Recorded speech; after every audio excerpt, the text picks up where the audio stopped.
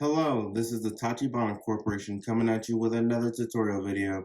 And today we'll be showing you guys how to access your control center if you have an iPhone with a button like the new iPhone SE, or if you have the modern phones from the X up that have the touch interface. So first, we'll go ahead and do it with the SE. You will swipe up from the bottom, and then you'll have your command center. And then with the newer models, all you have to do is swipe from the upper right corner. And here's the command center. You'll see that they're basically the same.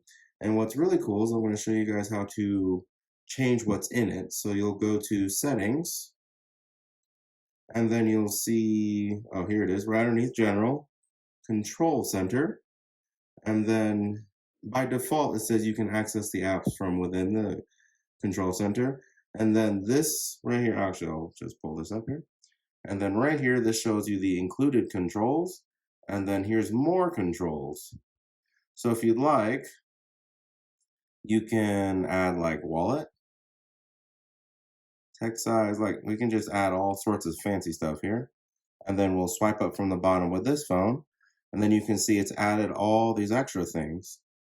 And then if you compare it with this one, these are the ones that were here by default, and now there's all these extra icons.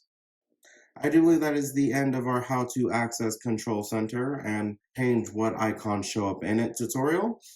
Let us know down in the comments what you would like to do tutorial over next, and we will go ahead and catch you guys next time.